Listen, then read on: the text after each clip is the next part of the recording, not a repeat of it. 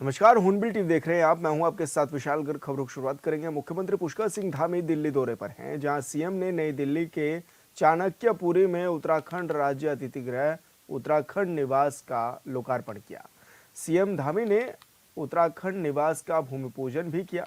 इस मौके पर सीएम के साथ बीजेपी प्रदेश अध्यक्ष महेंद्र भट्ट, कैबिनेट मंत्री धन सिंह रावत, कैबिनेट मंत्री गणेश जोशी और मुख्य सचिव राधा रतूड़ी भी मौजूद रही। बता दें कि उत्तराखंड राज्य अतिथि गृह दिल्ली में उत्तराखंड के लोगों को ठहराने की सुविधा प्रदान करेगा। साथ ही राज्य की सांस्कृतिक विविधताओं पर भी आधारित निवास गृह वास्तुकला को भी प्रदर्शित करेगा।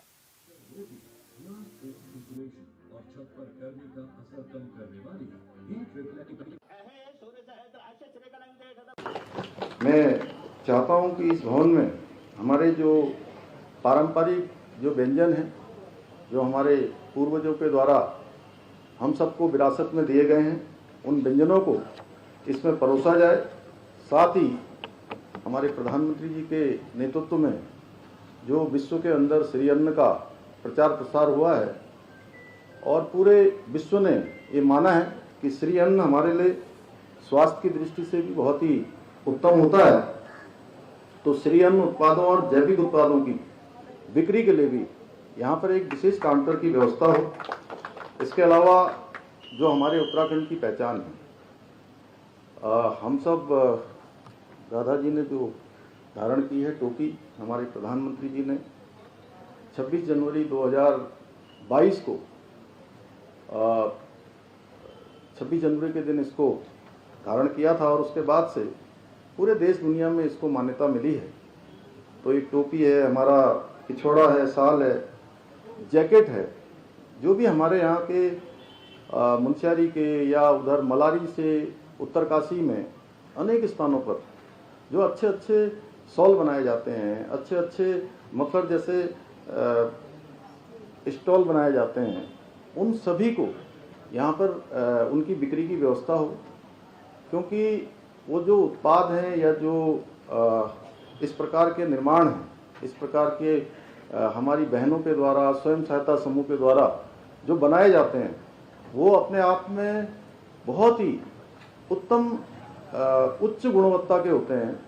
इतनी अच्छी उनकी क्वालिटी होती है कि बहुत बार मैं जब देखता हूँ इतनी सुंदर पैकेजिंग, हमारे जो हाउस ऑफ हिमालय ब्रांड हमारे प्रधानमंत्री जी ने अभी जिसका शुभारंभ किया था, हमारी बहनें, स्वयं सहायता समूह के लोग, पहले हिलांस, हिमाद्री, इसके माध्यम से जो देश दुनिया को हम आज दे रहे हैं, वो इतने अच्छे हैं कि उनके सामने देखने में कई बार लगता है कि बार बार देखते रहो, और बार बार देखने के बाद भी ऐसा लगता है कि ये हमारे जो कई सारी बहुराष्ट्रीय कंपनियां हैं, उन बहुराष्ट्रीय कंपनियों से भी अच्छे उत्पाद हमारे यहाँ के बनाते हैं। तो ये निश्चित रूप से हमारे आने वाले सभी अतिथियों के लिए एक विशेष प्रकार का अनुभव होगा। ये भवन न केवल अतिथियों की, हमारे आने वाले अतिथियों की जो आवश्यकताएं हैं उसको पूर्ण करेगा, बल्कि हमारे राज्य की जो समृद्ध सांस्कृतिक विरासत है, उस विरासत को भी लोगों तक पहुंचाने का काम करेगा। मैं इस अवसर पर जिन जिन लोगों ने भी, जिन संस्थाओं ने भी इस भवन के निर्माण में अपना योगदान दिया है, सभी अधिकारियों का, कर्मचारियों का, मजदूरों सहित सभी सहयोगियों का मैं दिल से धन्यवाद देना चाहता हूं, जिन्होंने इस परियोजना को सफल बनाने में अपनी महत्वपूर्ण भूमिका निभाई है। और मैं कहना चाहता हूं, वाकई में कठिन काम था और मैं कई बार मजदूर भाइयों से भी यहाँ पर मिला। मैं आप सबके समर्पण को नमन करता हूँ। भाइयों बहनों, आगामी 9 नवंबर को हम राज्य निर्माण की रजत जयंती वर्ष में प्रवेश करने जा रहे हैं। ऐसे में इस भवन का लोकार्पण शेष उत्तराखंड राज्य बनाने के हमारे संकल्प को एक मजबूती प्रदान करेगा, हमारे राज्य को गति प्रदान करेगा, उन्नति प्रदान करेगा और साथ साथ में राज्य को आगे बढ़ाने के लिए हम सबको प्रेरित करेगा। और पिछले सालों में कई महत्वपूर्ण योजनाएं और नीतियां हमने सफलतापूर्वक लागू की हैं, जिससे राज्य का चहुमुखी विकास सुनिश्चित हो। यही कारण है, जैसा अभी मुख्य सचिव महोदय ने बताया यहाँ से, कि इसी कारण से सतत विकास के लक्ष्यों को प्राप्त करने में नीति आयोग के द्वारा जो रेटिंग जो इंडेक्स जारी किया गया है इस वर्ष का, उसमें उत्तराखंड राज्य को पूरे देश में पहला स्थान प्राप्त हुआ है। मैं इसके लिए आप सबको बधाई देना चाहता हूँ। साथ ही ईज ऑफ डूइंग बिजनेस में राज्य को अचीवर्स तथा स्टार्टअप रैंकिंग में लीडर्स की श्रेणी प्राप्त हुई है। जीएसडीपी में 33% की बढ़ोतरी हुई है, जो एक हमारे लिए अच्छी प्रेरणा भी है और प्रोत्साहन भी है। और यही नहीं, आज हमारा राज्य युवाओं को रोजगार देने में भी आज अग्रणी राज्य बनकर उभर रहा है। और हमने एक वर्ष में बेरोजगारी दर में 4.4% की कमी लाकर आज हम जो राष्ट्रीय औसत है, उस राष्ट्रीय औसत से भी हम आगे बढ़े हैं, उसको हमने पीछे छोड़ा है। अभी हाल में फिल्म निर्माण के क्षेत्र में भी सबसे अनुकूल राज्य होने के लिए हमको इसमें भी देश में प्रथम पुरस्कार प्राप्त हुआ है।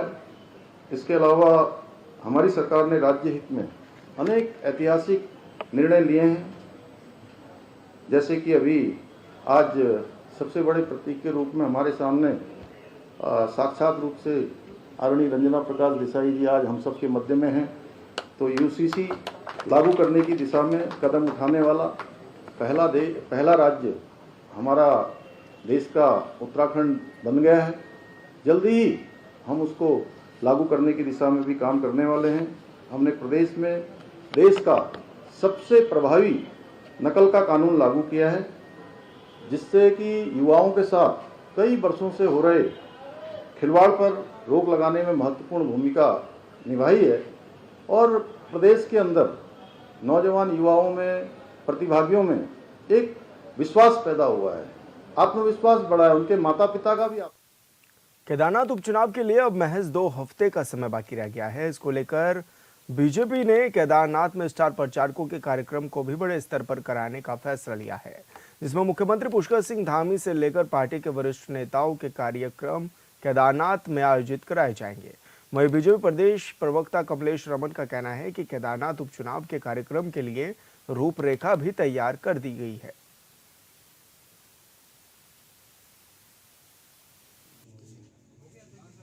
बिल्कुल देखिए, हमारे माननीय मुख्यमंत्री जी से लेकर के तमाम हमारे मंत्री, विधायक और हमारे पार्टी के सभी वरिष्ठ कार्यकर्तागण और नेतागण वहां पर पहुंचे हुए हैं और हमारे कार्यकर्ता वहां लगे हैं। मंडल से लेकर के बूथ से शक्ति केंद्र तमाम सभी पदाधिकारी घर घर जाकर के प्रचार कर रहे हैं और सरकार की योजनाओं को पहुंचाने का काम कर रहे हैं। और माननीय प्रदेश अध्यक्ष जी का 11 तारीख से लगातार जब तक हमारा 20 नवंबर तक चुनाव होगा, वो वहीं पर रहेंगे, वहीं पर प्रवास करेंगे और लोगों के बीच में जनसंवाद करने का। किसान भवन देहरादून में कृषि मंत्री गणेश जोशी की अध्यक्षता में राज्य जैविक उत्पाद परिषद की 25वीं परिषदीय बैठक आयोजित की गई। बैठक में जैविक कृषि के विकास और कार्मिकों से संबंधित कई प्रस्ताव प्रस्तुत किए गए। बैठक में जैविक उत्पाद परिषद के वर्तमान ढांचे की मजबूती के लिए 68 नए पदों को भरने के प्रस्ताव को भी स्वीकृति दी गई है। साथ ही मंत्री ने अधिकारियों को जैविक खेती के विकास कार्य के लिए कार्य योजना बनाने के निर्देश दिए। बैठक से पहले मंत्री ने किसान भवन में लगी प्रदर्शनी के स्टॉलों पर उत्पादों का भी जायजा लिया है।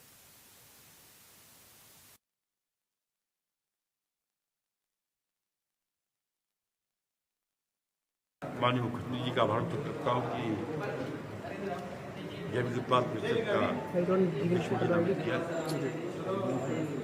और मैंने 1 हफ्ते के अंदर ये बैठक आयोजित की है। और जो मैंने मंत्रालय संभालने के बाद 2.5-3 साल में अनुभव लिया है, वो आज बोर्ड के कई माननीय सदस्यों के साथ, अधिकारियों के साथ हमने शेयर किया है। और धामी सरकार का संकल्प है कि 2025 में जब हमारा राज्य 25 साल का होगा, हम 50% से अधिक जैविक होंगे। आज हम 30% ऑर्गेनिक हैं। हमने संकल्प किया है कि हमारे कम से कम 95 ब्लॉक की 46 वैल्यू को ऑर्गेनिक करेंगे। लक्सर में भारतीय किसान यूनियन तोमर गुट ने अपने पदाधिकारी और किसानों के साथ मिलकर गन्ना समिति में पहुंचकर प्रदर्शन किया है।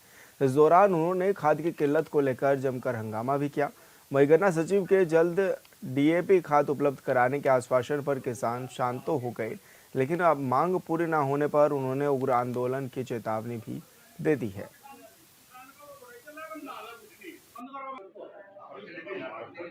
खाद की व्यवस्था यहाँ पर नहीं है। डीएपी अप्रैल से अब तक डीएपी की व्यवस्था इन पर नहीं हो पाई है और अभी इनके पास में ये बता रहे हैं कि बैलेंस नहीं है।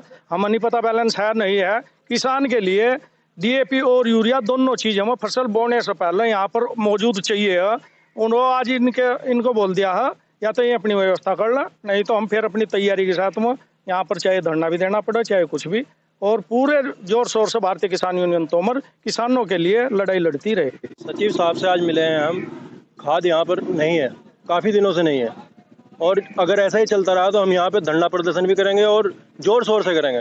पहले भी करते हैं, आगे भी करेंगे, और अगर ये हमारी बात मानते हैं ठीक है, नहीं तो जिले तक भी हम प्रदर्शन करने के लिए पीछे नहीं हटेंगे। क्या आश्वासन मिल पाया? आश्वासन ये मिला है कि हम मिल से बात करते हैं, वहाँ पे इनका कमीशन रुका हुआ है, अगर इन्हें मिलता है ठीक है, नहीं तो मिल में भी हम धरना प्रदर्शन जोर शोर से करने के लिए बाध्य हो गए। ऐसा है, हम यहाँ पे आए अभी तो हमने अपनी बात रखी है और यहाँ पे डीएपी नहीं है और ना ही यूरिया है।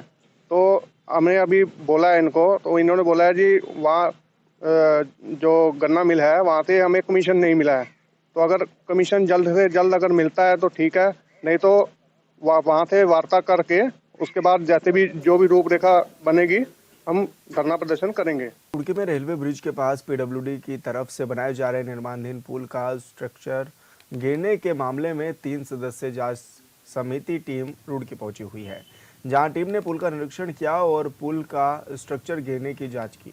बता दें कि शासना स्तर से 3 सदस्यीय जांच टीम का गठन किया गया था, जिसके चलते टीम आज देहरादून से रुड़की पहुंची हुई है।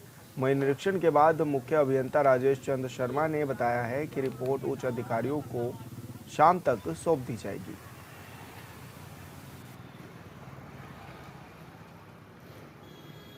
छुट्टी के दिन एक त्रिस्तरीय समिति का गठन किया गया था और वो आज समिति यहाँ पर आई है। हमने आज साइट पे भी देख लिया है। अभी हम अपने जो डॉक्यूमेंट्स हैं, कॉन्ट्रैक्ट डॉक्यूमेंट्स हैं, वो सब देख रहे हैं। इसके बाद जो हमारी फाइंडिंग्स होगी वो हम अपने प्रमुख अभियंता महोदय को उपलब्ध कर देंगे। हाँ, एक देखा वो तो ब्रिज तो गिरा ही है, एक उसका बॉटम कॉर्ड जो था उसके बीटी कॉलम्स थे वो गिर गए हैं। अब उसके कॉजेज क्या हैं उसके सारा वो परीक्षण किया। केदारनाथ विधानसभा सीट पर उपचुनाव का बिगुल बज गया है। ऐसे में बीजेपी और कांग्रेस नेता अपनी जीत का दावा भी करते हुए नजर आ रहे हैं। तो वहीं देवप्रयाग से बीजेपी विधायक विनोद कंडारी का कहना है कि बीजेपी ने केदारनाथ में विकास कार्य किए हैं, जिसको देखते हुए जनता बीजेपी प्रत्याशी को जिताने का काम करेगी। भाजपा विधायक विनोद कंडारी जी हमारे साथ मौजूद हैं। सर, उपचुनाव का दौर जारी है, ऐसे में ये भी देखा जा रहा है कि बीजेपी ने तैयारी पूरी कर ली है। किस तरह की तैयारियां भी हैं और आप लोगों को किस तरह के टास्क भी इस दौरान मिले हुए हैं? देखिए, केदारनाथ को लेकर भारतीय जनता पार्टी की पूरी तैयारी है और हमारे कार्यकर्ता बूथ स्तर पर अपना काम कर रहे हैं। मुझे पूर्ण विश्वास निश्चित तौर पर जो है कि जो धामी हमारी सरकार ने धामी जी ने जो काम किए हैं और जो वहाँ पर जो केदारनाथ विधानसभा को जो विकास के रूप में देखिए, मुख्यमंत्री जी वहाँ बहुत सारी घोषणाएं भी की, बहुत सारा काम भी किया। वहाँ पे जो हमारी स्वर्गीय जो दीदी सैलानी जो विधायक थे उन्होंने बहुत ऐतिहासिक वहाँ पर काम किए, वहाँ पर हॉस्पिटल खुलाने का काम किया। और मुझे पूर्ण विश्वास है कि वहाँ की जो कार्यकर्ता की जो ताकत है, भारतीय जनता पार्टी ने जो 3-4 सालों में दूसरे कार्यकाल तक जो काम हमारी सरकार कर रही है, इसके तौर पर निश्चित तौर पर वहाँ पर सरकार भारतीय जनता पार्टी के वहाँ पर अपना विधायक जीत गएंगे। लेकिन कहीं ऐसा तो नहीं कि जो निर्दलीय हैं, जो पहले रहे हैं, चाहे आपकी पार्टी में वो भले ही आ गए हों, कुलदीप रावत हों या फिर शैला रानी रावत की बेटियां हों ऐश्वर्या, वो समीकरण बिगाड़े? देखिए, मैंने आपसे कहा ये कार्यकर्ता बेस पार्टी है और भारतीय जनता पार्टी तो कुलदीप जी भी काम पे लगे, सुरेश जी सब काम अपनी तरफ से जो सहयोग हो सकता है सन्नोटल को जिताने के लिए हर कार्यकर्ता हर संभव प्रयास कर रहे हैं। अच्छा, क्योंकि लगातार ये देखा जाता है कि केदारनाथ जो सीट है वो उसमें केदारनाथ टेम्पल जो कि कहा जाता है कि प्रधानमंत्री नरेंद्र मोदी का ड्रीम प्रोजेक्ट भी है, उसको लेकर के किस तरह से फोकस भी है आप लोगों का, क्योंकि पूरा फोकस देखा भी जा रहा है कि बीजेपी का रहता है उस दौरान? देखिए, देश में कहीं भी चुनाव हो, भारतीय जनता पार्टी चुनाव के तरीके से चुनाव लड़ती है और मैंने आपसे कहा भारतीय जनता पार्टी का कार्यकर्ता हर बूथ पर है, हर बूथ पे भारतीय जनता पार्टी को अच्छा वोट मिलता है और मुझे पूर्ण विश्वास है कि जो हमारी राज्य सरकार ने जो काम किया, केंद्र सरकार ने जो केदारनाथ में जो काम किया, उसको लेकर निश्चित तौर पर केदारनाथ की जनता जो है बहना सनोटाल को भारी से भारी मतों से चुनाव जिताकर भेजेगी। अच्छा विधायक जी, क्योंकि 2 उपचुनाव इससे पहले हुए राज्य में, दोनों सीटों पर कांग्रेस जीत गई और इस बार भी उनका जोश जो है वो काफ़ी हाई भी दिखाई दे रहा है और कह रहे हैं कि तीसरी बार भी उपचुनाव में हम ही जीतने वाले हैं। देखिए कांग्रेस चुनाव को लेकर क्या बयान दे रही है इसलिए मैं ध्यान नहीं दूँ, क्योंकि वो उनकी पार्टी का बयान हो सकता है। पर जहाँ तक हमारी पार्टी की बात करूँ, भारतीय जनता पार्टी की बात मैं करूँ, हमारी वहाँ पर जो है बहन आशा नोटियाल भारी बहुमत चुनाव जीत के आएगी। मैं देख रहा हूँ महिलाओं में वहाँ उत्साह है, नौजवानों में उत्साह, मैं देख रहा हूँ वहाँ पर गाँव में हमारी टोलियाँ जा रही है। तो जितना हमारा जो है पार्टी का जो सिस्टम, जिले का सिस्टम है, जो प्रदेश के हमारी जो वहाँ पर हमने प्रभारी या संयोजक जो करें, सभी लोग मेरे सबसे काम कर रहे हैं। और मुझे पूर्ण विश्वास है कि तीसरी बार जो आशा नोटियाल जी को वहाँ की जनता आशीर्वाद देगी। अच्छा विधायक जी, क्योंकि कांग्रेस लगातार सोना चोरी के आरोप लगा रही है कि सोना चोरी हुआ है केदारनाथ मंदिर में, और उन्हीं मुद्दों को लेकर के जनता के बीच में भी जा रही हैं, तो क्या लग रहा है किस तरह से जनता इसको नकारे या फिर समझे? देखिए कांग्रेस क्या मुद्दे लेकर जा रही, मैंने इससे कहा, इस पर मैं व्यक्तिगत तौर पे बात करूं या मैं उस पर ध्यान नहीं देने वाला आदमी हूँ। कांग्रेस क्या कह रही है और प्रतिपक्ष वो क्या कह रहा है, उनकी वो क्या कह रहे से मैं जाना। मैंने आपसे कहा हमारी सरकार ने जो विकास किया है, हमारी केंद्र सरकार ने जो काम किया है, हमारी राज्य सरकार ने जो काम किया है, और हम अपने काम के सरकार के काम के दम पर कार्यकर्ता की मेहनत पर हम चुनाव जीत के आएंगे। लग रहा है आपको कि प्रधानमंत्री जी लगातार फोकस में रहते हैं केदारनाथ? कहा प्रधानमंत्री जी का फोकस पूरे देश में रहता है, उत्तराखंड के में तो विशेष आशीर्वाद उनका रहता है। निश्चित तौर पर देखिए ये एक जो श्रद्धा का जो केंद्र है, सबका भाव रहता है। प्रधानमंत्री जी का उत्तराखंड से लगाव भी है, केदारनाथ से भी है, सभी धार्मिक स्थलों से उनका जो मंदिर वगैरह है, जहाँ बहुत सारे प्रदेश आप देंगे, और केदारनाथ वो आते तो उनका लगाव भी है। तो मुझे पूर्ण विश्वास पूरे यह कार्यकर्ता के दम पर और अपने जो केंद्र राज्य सरकार ने जो काम के दम पर जो है आशा नोटियाल दी तीसरी बार विधायक बनकर उत्तराखंड में आएंगी। अच्छा विधायक जी, क्योंकि हम लगातार देखते हैं कि कई बच्चों को आप भ्रमण पर लेकर के जाते हैं, देश भ्रमण आप कराते हैं, अब एक नई योजना आप महिलाओं के लिए भी लेकर के आने वाले हैं, किस तरह की ये योजनाएं आप ला रहे हैं और इससे कितना फ़ायदा मिल रहा है? देखिए मैंने 7 सालों से मैं अपनी विधानसभा में शैक्षणिक भ्रमण के लिए भारत दर्शन कार्यक्रम छात्र भाई बहनों के लिए मैंने शुरुआत की है, और मैं अनेक प्रदेशों में उनको ले जाने का मैं प्रयास करता हूं। और उसके पीछे एक सबसे बड़ा जो कारण है, मैंने देखा जब मैंने इसकी शुरुआत की थी बच्चों का परसेंटेज समय क्या था, और आज आप देख लीजिए इस वर्ष जो बच्चे गए हैं, मैं देख रहा था किसी का 95%, किसी का 94%, तो उसमें भी जो एक बच्चों में जो है एक मैंने प्रतियोगिता का भाव पैदा कर दिया। आप जानते हैं कि जब स्कूल में बच्चा होता है, जो प्रतियोगिता का भाव उनके अंदर जब आता है तो निश्चित उसके रिजल्ट बहुत अच्छे आते हैं। तो अभी बेसिकली क्या है कि मैंने भी अभी कुछ दिन पहले, 2-3 महीने पहले, मेरी विधानसभा एक आखिरी बार जो में एक महिला समूह है वो मेरे को मिलने आए थे, तो उनको एक कमरे की आवश्यकता थी। तो मैंने वीडियो से कह के जो जिला योजना या अन्य मुद्दों से उसको बनाने की मैंने बात की थी, तो उसमें सेंक्शन आया, तो कुछ पैसे उनको कमी पड़ रही, तो उनका सर आप विधायक जी से हमको दे दीजिए। मैंने कहा ठीक है। तो मेरे लिए गांव अपने समूह का 4 एक साबुन लेकर आए मेरे पास, तो साबुन की पैकिंग नहीं की थी उन्होंने, मैंने साबुन बचा, आपने पैक किया, हम इसका प्रयास करें कैसे। तो जब वो लोग मुझसे मिल कर गए तो मैंने क्या रहा कि क्योंकि मैं घूमता बहुत हूँ क्षेत्र में, और घूमने में जब मैं अपने देवप्रयाग की जनता के बीच में रहता, तो घूमने में ही मेरा कोई आइडियाज़ मेरे सामने आ जाते हैं। तो मैंने देखा कि क्या किया जा सकता है इस महिला समूह के लिए, क्या किया जा सकता है। तो मैंने फिर इसमें विचार किया, मंथन किया, तो जो महिला समूह की ग्रुप लीडर है, जो उसको हेड करती हैं, तो उनको उनका भी मैं नेचर देख रहा हूँ कि जो एक्टिव है। एक तो क्या है कि समूह बना है और कोई काम नहीं कर रहा, तो एक समूह, एक कैटेगरी वो भी हो सकती है, मेरा मानना है। मैं जो महिला समूह एक्टिव है, जो उसमें वर्किंग उसमें पैटर्न में काम कर रही है, तो जैसे कोई साबुन बनाती है, कोई फिनाइल बनाती है, कोई बहनें जो है अचार बनाती हैं, कोई पापड़ बनाती हैं, जिसका नेचर जो है, तो मैं उनकी लिस्ट मेरे पास आ गई। हिंडोला, खालमिला, वो लोग ऐसे 42 समूह हैं जो एक्टिव हैं। ऐसे मुझे लग रहा 70-80 के आसपास कितने उनकी मैंने सूची मंगा दी है। तो अब मैं इनको जो मैंने नाम दिए है दीदी औद्योगिक भ्रमण, औद्योगिक इकाई में लेके जाऊँगा। कोई जो बहनें साबुन बनाते हैं, साबुन की फैक्ट्री में जाएंगी, कैसे बनता है, प्रोसेसिंग क्या होती है, इनकी मार्केटिंग कैसे होती है, ब्रांडिंग कैसे करते हैं, इसकी पैकिंग कैसे करते हैं। जैसे कोई बड़ी बड़ी अचार की कंपनी, जो टॉप्स का अचार हो गया, बहुत सी कंपनियाँ आई हैं, उनके अचार की कंपनियों से हम बात करेंगे, भाई हमारा समूह आप आना है, आपको बताएंगे कैसे करना, तो जिससे कि वो कुछ सीख सके, मतलब जो उनका जो प्रोडक्ट है उसमें सुधार कर सके। तो इसमें मैं एक छोटा सा प्रयास कर रहा हूँ। ये प्रयास क्या, ये तो सब देवप्रयाग की जनता का आशीर्वाद है, मुझे विधायक बनाते हैं, उनके आशीर्वाद से मैं इस काम को कर पाता हूँ। जी विधायक जी, एक और आप भी लगातार महिलाओं को प्रोत्साहित करने के लिए भी योजना बना रहे हैं, लेकिन प्रदेश में अपराध की स्थिति भी काफ़ी बड़ी है, महिला अपराध की, उसको किस तरह से देखते हैं आप? देखिए सरकार इसके लिए बहुत सख्त है, और कोई भी व्यक्ति इस प्रकार की कोई घटना करती है तो सरकार कानून बहुत सख्त है, उस पर कार्रवाई करता है।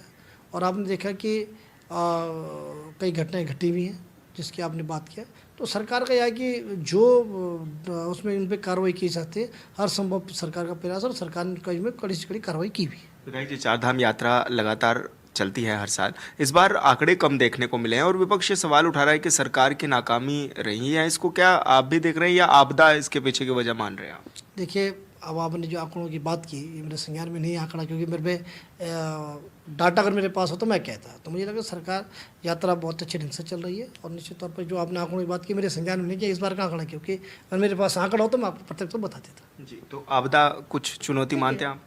देखिए सर, ऐसा है कि आपदा चुनौती तो देखिए भाई मान लो सपोज आप कहीं जा रहे हैं, रोड अगर टूटी है, आपदा है, तो चैलेंज तो आपदा के सामने तो कोई जीत नहीं सकता। देखो, कोई आपदा जब आती है तो उसको भरने में भी टाइम लगता है, तो आपदा तो चैलेंज तो सबके सामने है, हमारे सामने, ये पूरे देश के सामने है।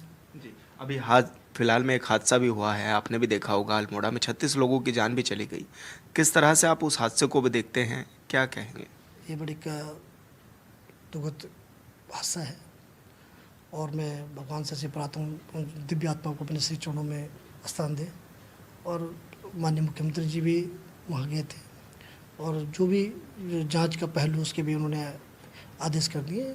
और बस वाकई में वास्तव में बात करूँ, बहुत एक दुखद घटना है और ये घटना भी थी, इसके पहलू जब जांच के पहलू सामने आएंगे तभी बताओ कि कारण मेन कारण क्या थे। जब पहलू सामने आएंगे तो सरकार को जब जांच की रिपोर्ट सामने आएगी तो निश्चित तौर पर जो भी कार्रवाई सरकार उस पर करेगी। धन्यवाद सर, हमसे बातचीत करने के लिए। विनोद कंडारी जी हमारे साथ थे और तमाम विषयों पर उत्तराखंड के वो हमसे बातचीत भी कर रहे थे। हॉर्नबिल टीवी के लिए देहरादून से। और फिलहाल इस बुलेटिन में इतना ही। आप देखते रहिए हॉर्नबिल टीवी। नमस्कार।